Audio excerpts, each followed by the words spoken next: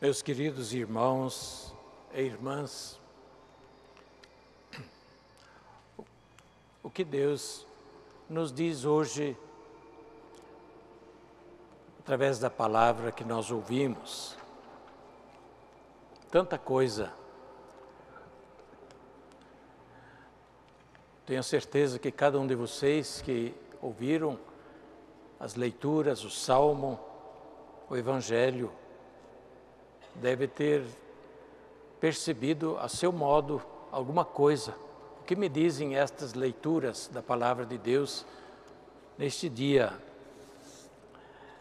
Mas convido a tentarmos acolher juntos, ao menos alguma coisa.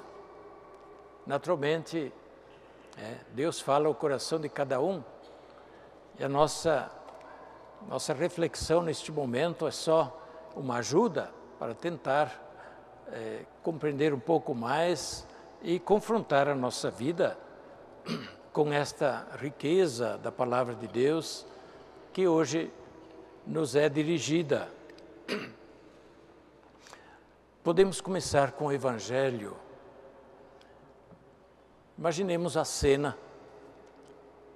Jesus está ensinando a muita gente ao redor dele.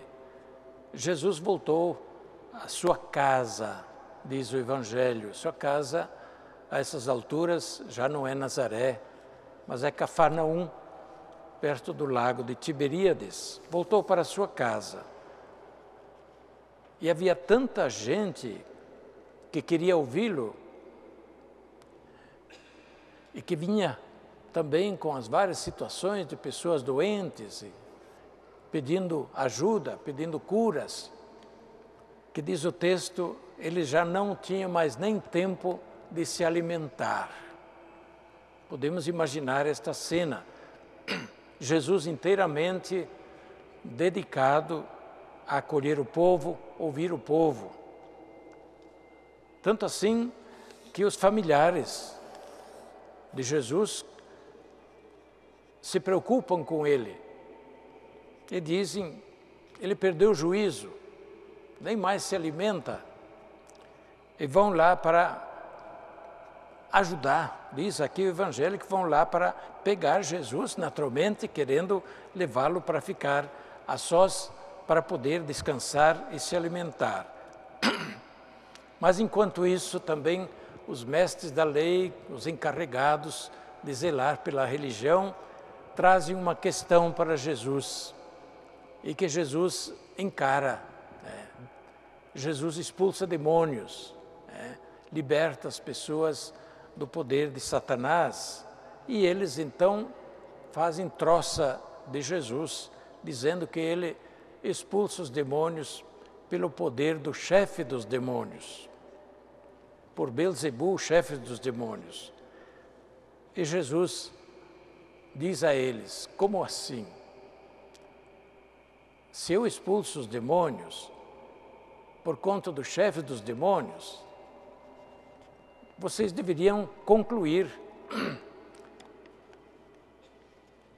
que o diabo com toda a sua força está quebrado, está tendo guerra interna. Mas se eu expulso os demônios pelo poder de Deus, vocês deveriam concluir que chegou a vocês o reino de Deus. De fato, o Evangelho de São Marcos traz muito isto. Jesus expulsando os demônios e anunciando o reino de Deus. O reino de Deus é acolhido, os demônios vão embora. Quando o reino de Deus é acolhido, o diabo perde, em outras palavras. Se fala do demônio também na primeira leitura. Demônio tentador, tentou Adão e Eva. Adão e Eva foram fracos, deram ouvidos à serpente enganadora, que é imagem do demônio, tentador, enganador. E a promessa que ele fez, se vocês comerem o fruto proibido, que Deus disse para não comer, vocês serão como Deus. Não precisarão mais de Deus. Vocês mesmos serão como Deus. E eles caem nesta tentação. Só que depois de terem caído na tentação, eles se descobrem nada Deus, mas se descobrem fracos, frágeis criaturas. O texto fala que eles se descobrem nus. O nu, nesse caso, significa descoberto, desprotegido. Deus não precisa de proteção, mas a criatura precisa. Eles se sentem culpados, por isso tentam se esconder. Eles têm medo de assumir a própria responsabilidade, por isso um atribui ao outro. Foi a serpente que me deu, foi a mulher que me deu a fruta e assim por diante. É a situação da fragilidade, da fraqueza humana que se manifesta. Nada de ficar como Deus, mas exatamente se descobre a própria fragilidade quando se vai contra Deus. A desobediência a Deus, no caso. Jesus expulsa os demônios e liberta a humanidade para tornar novamente a humanidade digna, livre e esperançosa. Em vez, como vimos na primeira leitura, ir atrás do tentador nos torna frágeis, nos torna inseguros e nos faz sentir a nossa culpa. Pois bem, esta é a questão posta hoje. A quem nós ouvimos? A quem nós ouvimos a nossa vida? A quem escolhemos ouvir no dia a dia? Jesus anuncia o reino de Deus, o evangelho da liberdade, o evangelho da vida, e coloca diante de nós sempre essa questão: se tu queres, pois bem, depende de nós escolhermos ou por Deus ou não por Deus. Se nós escolhemos por Deus, escolhemos pela felicidade, pela alegria, mesmo que isto, como diz São Paulo na segunda leitura, nos traz um breve tempo de dificuldades, de sofrimentos, porque a escolha por Deus muitas vezes requer também renúncia, requer fazer escolhas difíceis. E o final da cena do Evangelho, as pessoas dizem a Jesus: tua mãe e teus irmãos estão ali fora e querem falar com você. E Jesus, olhando ao redor, vê tanta gente e pergunta: quem é minha mãe? E quem são meus irmãos? E diz: aquele que faz a vontade de Deus é meu irmão, minha mãe, minha irmã, é meu familiar, é da família de Deus. Maria, sem dúvida, foi a primeira que se colocou na vontade de Deus, de fazer a vontade de Deus. Mas aqui está a palavra decisiva: quem faz a vontade de Deus.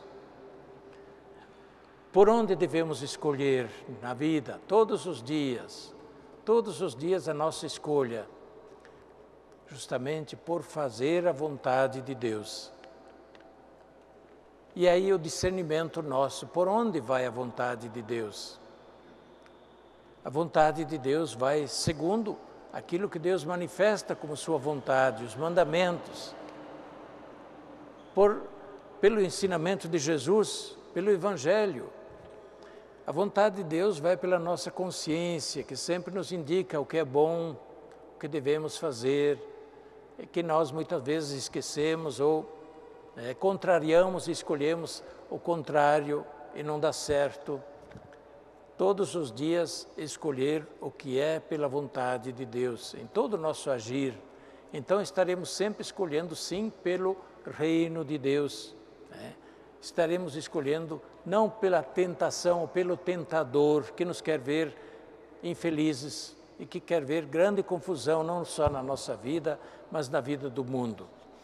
Pois bem, hoje então levemos isso para a nossa vida. por onde vai nossa escolha? Todos os dias, fazer a vontade de Deus. Por isso que nós pedimos na primeira oração da missa, na coleta, folheto número 5, é tão bonita, e que resume isso em poucas palavras. E nós pedimos assim a Deus: ó Deus, fonte de todo o bem vem de Deus. O que não é bom não vem de Deus. Deus só é a fonte de todo o bem. E aí já temos um critério claro para discernir: isso é bom, isso vai ser bom. Ó Deus, fonte de todo bem, atendei ao nosso apelo, pedimos a Deus. Fazei-nos por vossa inspiração pensar o que é certo. Pensar, discernir, reconhecer o que é certo. Por vossa inspiração, sim, segundo o que aprendemos de Deus. Pensar o que é certo. Não ter planos maus na cabeça. Não arquitetar planos desonestos, planos maus. Pensar o que é certo e realizá-lo com vossa ajuda. Sim, precisamos da ajuda de Deus. E Deus não nega a sua ajuda quando nós pedimos exatamente para isso, para fazermos a sua vontade. Peçamos isso também para nós hoje, para o nosso dia a dia, para que nós assim permaneçamos sempre na vontade de Deus e assim no caminho certo. Amém.